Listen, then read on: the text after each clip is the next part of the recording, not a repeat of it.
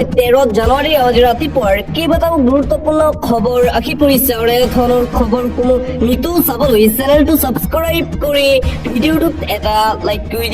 দিবলৈ ৰাতিপুৱাৰ প্ৰথমটো গুৰুত্বপূৰ্ণ খবৰ বৰ অসমৰ নামত বৰ বাংলাদেশ বনাব বিচাৰিছে গৌৰৱ গগৈয়ে ময়মনসিং জিলাৰ পৰা 85% মাটি বাৰী ধুবুৰীত নিজৰ দখলত ল'লে এতিয়া আকৌ শিৱসাগৰ তিনিচুকীয়া আগ্ৰাসনৰ প্লান কৰিছে ৰেজাউল কৰিমৰ কথা শুনি গৌৰৱ গগৈয়ে যোগদান বাতিল কৰিব লাগিছিল পৰৱৰ্তী ৰেজাউলৰ বক্তব্যক সমৰ্থন কৰিছে গৌৰৱ গগৈয়ে শিৱসাগৰ ধুবুৰী খলে বৰ অসম নহয়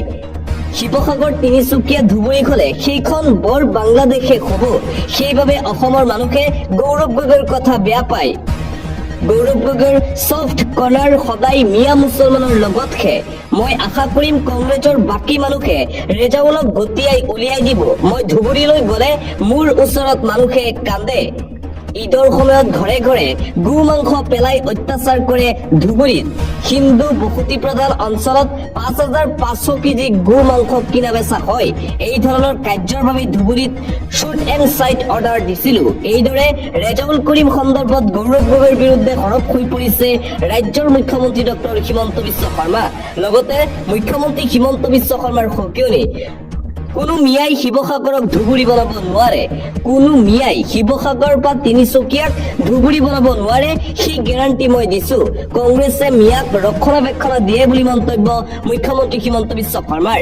ব্ৰেকিং নিউজ হৈ হিমন্ত বিশ্ব শৰ্মা এবাৰ পুনৰ হিমন্ত বিশ্ব শৰ্মা মুখ্যমন্ত্ৰী হ'ব নোৱাৰে চৰকাৰে গম পাইছে এবাৰ পৰাস্ত হ'ব এইবাৰ আমি সংকল্প লৈছো এই ভয়ৰ ৰাজনীতি আমি বন্ধ কৰিম কিন্তু ভয়ৰ বাবে এই দুখ বেদনা কোনেও ব্যক্ত কৰিব নোৱাৰে আমাৰ জাতি মাটি সংকটত পৰিছে ইয়াত অসমৰ ৰাইজ অংশীদাৰ হৈ থাকিব অসমৰ ৰাইজে হিমন্ত বিশ্ব শৰ্মাক ভয় নকৰে আমি সকলোৰে মিলি এখন বৰ অসমৰ সপোন দেখিছো সকলো মানুহৰ মনত দুখ আৰু বেদনা আছে প্ৰশ্ন প্ৰদেশ কংগ্ৰেছৰ সভাপতি গৌৰৱ গগৈ হৈ হিমন্ত বিশ্ব শৰ্মা ইয়াৰ পাছৰ আন এক বিগ ব্ৰেকিং নিউজ উৰুকাৰ পূৰ্বে সমূহীয়া মাছ ধৰাত নিষেধাজ্ঞা অমান্য কৰিলে দণ্ডনীয় অপৰাধ গণ্য কঠোৰ প্ৰশাসনৰ লগতে কাজিৰঙা ৰাষ্ট্ৰীয় উদ্যান কৰ্তৃপক্ষ কাজিৰঙাৰ জলাশয়ত সমূহীয়া মাছ ধৰাত নিষেধাজ্ঞা আৰোপ কৰিছে জলাশয়ত মাছ ধৰাত নিষেধাজ্ঞা আৰোপ এই মুহূৰ্তত ডাঙৰ খবৰ গুৱাহাটী উচ্চ ন্যায়ালয়ৰ এই নিৰ্দেশনা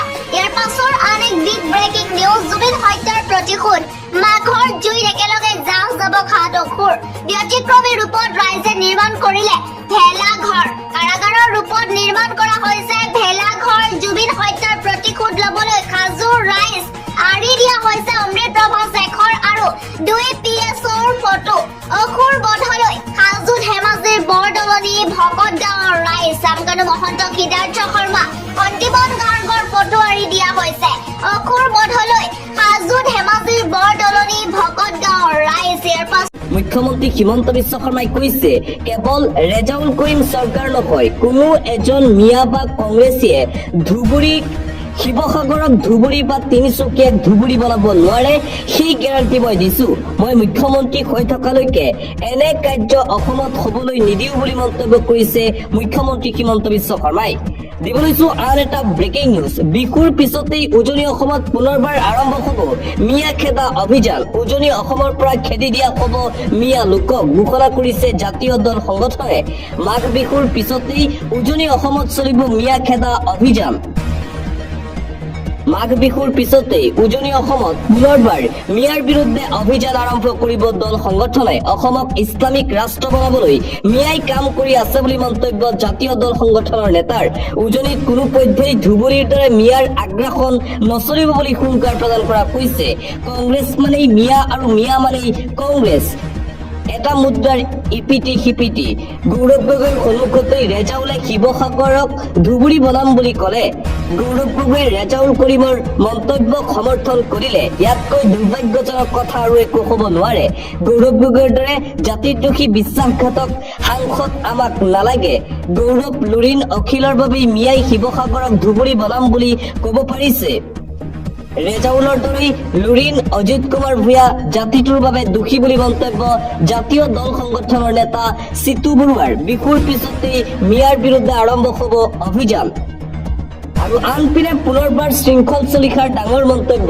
শিৱদৌলৰ সন্মুখত তামোল পাণ দি আঁঠুকাষি ক্ষমা খোজক ৰেজাউল কৰিম চৰকাৰে নহলে সমগ্ৰ শিৱসাগৰ স্তব্ধ কৰি দিয়া হ'ব ইয়াৰ বাবে দায়ী হ'ব ভাৰতীয় জনতা পাৰ্টিৰ চৰকাৰ ৰেজাউল কৰিম চৰকাৰক এতিয়াই গ্ৰেপ্তাৰ কৰক আৰক্ষীয়ে ৰেজাউল কৰিম চৰকাৰৰ মন্তব্যৰ বিৰুদ্ধে সৰব বীৰ লাচিত সেনাৰ নেতা শৃংখল চলিহা অতি শীঘ্ৰেই শিৱসাগৰত আহি শিৱদৌলৰ সন্মুখত তামোল পাণ দি আঁঠুকাষি ক্ষমা খুজিব লাগিব ৰেজাউল কৰিম চৰকাৰে মন্তব্য কৰিছে শৃংখল চলিহাই আৰু আনপিনে ৰেজাউল কৰিম চৰকাৰৰ বিৰুদ্ধে প্ৰতিবাদ অব্যাহত আছে শিৱসাগৰলৈ আহি ক্ষমা বিচাৰিব লাগিব ৰেজাউল কৰিম চৰকাৰে অন্যথা পৰিস্থিতি বিষম হ'ব কংগ্ৰেছ লুঙিৰ পক্ষত থাকিব নে ধুতিৰ পক্ষত থাকিব সেয়া স্পষ্ট কৰক 48 ঘণ্টাৰ ভিতৰতে ৰেজাউল কৰিম চৰকাৰক কংগ্ৰেছ দলৰ পৰা বহিষ্কাৰ কৰাৰ লগতে 48 ঘণ্টাৰ ভিতৰত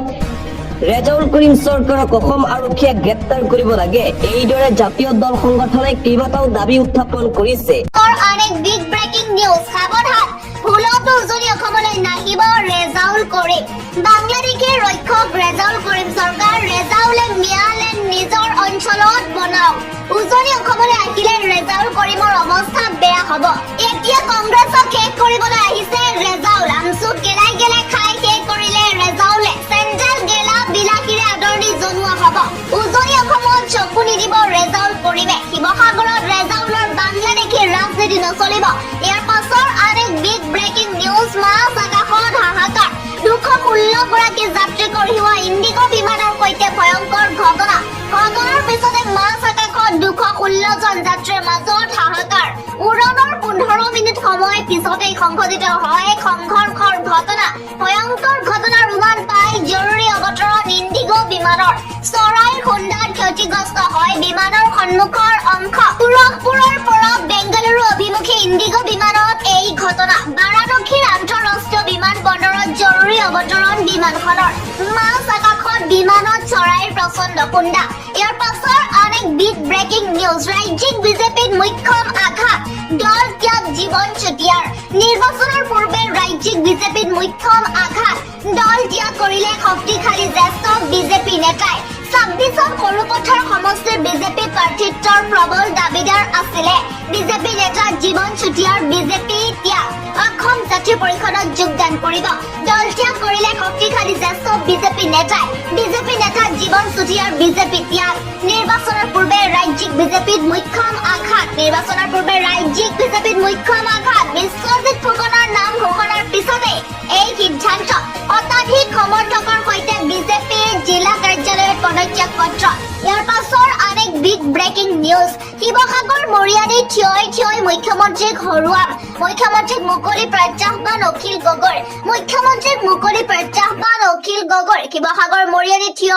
মুখ্যমন্ত্ৰীক হৰুৱাই দিম বুলি মন্তব্য কৰিছে উজনিৰ খিলঞ্জীয়া মানুহে কোনোদিনে আপোনাক নিজিকাই উজনি নিৰ্বাচন জিকি দেখুৱাওক মুখ্যমন্ত্ৰীয়ে মুছলমানৰ ঘৰ ভাঙি হিন্দুৰ পৰা ভোট ল'ব বিচাৰে মুছলমানৰ ঘৰ ভাঙিলে হিন্দুৱে ভাল পাব বুলি উচ্ছেদ কৰিছে নিৰ্বাচন জিকাৰ বাবে সংখ্যালঘুক উচ্ছেদ কৰে বিজেপিয়ে